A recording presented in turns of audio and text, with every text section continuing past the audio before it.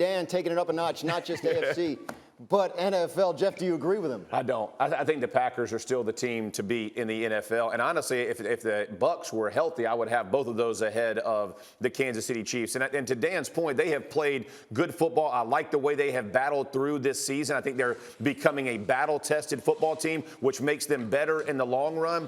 But I still look at Green Bay. Man, they have been consistent all season in what they have done. They've continued to play and continued to get better. Their defense is struggling a little bit in the run game, but I still would give the advantage to Aaron Rodgers at this point in the season. Dominique? Yeah, I think I got to stick with the Packers. In large part, it was because of how good that defense has been playing. They haven't been playing as well lately as Jeff alluded to.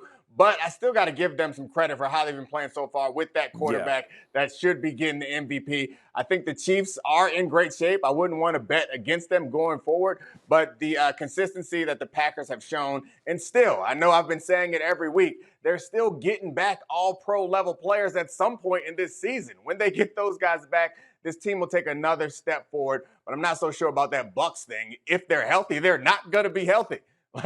Godwin's not coming back this year. So at no point are they going to be fully healthy. So I got the Chiefs over the Bucs, but behind the Packers barely. Relax. When I say healthy, you know I'm talking about Leonard Fournette. Mike Evans is coming back, but we talking about a dude who could go play off Lenny on him. I can't wait. God, listen, AB's still there. We're going to be okay. Just relax. I can't wait till we get to that Bills versus Pats conversation. Because remember all that run the ball foolishness you was talking about? Just wait till we get to that. I know we're not there now, but we're going to get there at some point. We are going to get there. We're going to get to the Bucs too, but I want to keep it on the Chiefs. Swagoo, what do you think of Orlovsky saying they're the best team in the league? I'm with the Chiefs. I agree with Dan, and I look at what that team just did without Travis Kelce being a part of that game.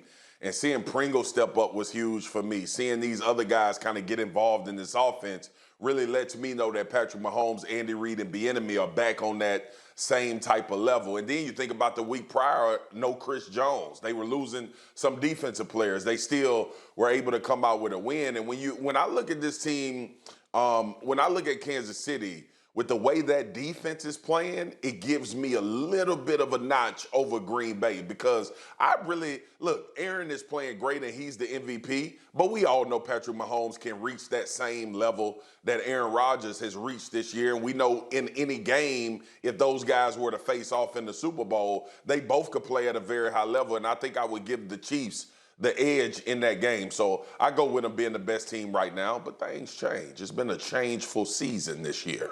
I like that. New word alert, baby. Changeful. I don't think there probably is a word for that, but I don't think changeful is it. Would be a fun Super Bowl. It is now. Yes. Chiefs. Rematch of the Graz, let me create my own words, Graz. Yeah, I'm with you. Well, Swagoo continues when I'm making new words. to make up words and add them to the Get Up dictionary. I would like to ask you guys, who do you think, if it's not the Chiefs in the AFC, who do you think is the biggest threat to knock them off? Dominique, you start.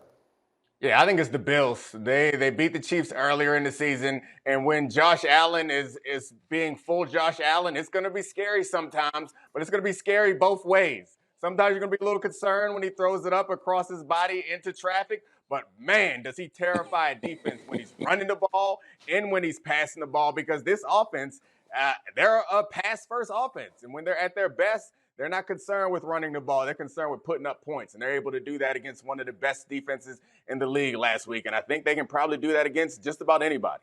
Yeah, the full Josh Allen experience was on display there in Foxborough the other day, but a lot of the good, and they came out ahead. Jeff, I don't even know why who do you think is the biggest? Who do you think I think you're going to say the Indianapolis Colts. You're 100% right, baby. We're going Indianapolis Colts.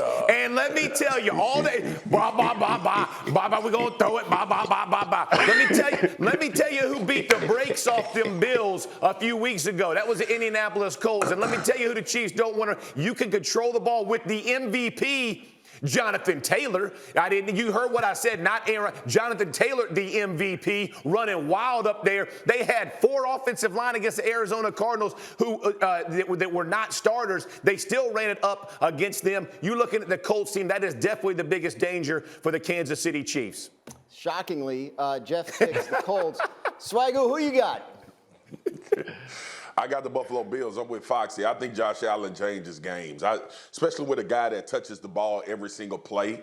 He has the ability to take over games. I mean, he did it in the second half against New England, and we laud Bill Belichick for the defenses and the way he's able to defend and take away teams' best thing. He couldn't take away Josh Allen, and the issue that Buffalo is going to bring, you're going to have to play all 11. And the fact that Dabo decided to at least hand the ball off a few times in the game, I think puts this team in a great direction. I got the Bills as well.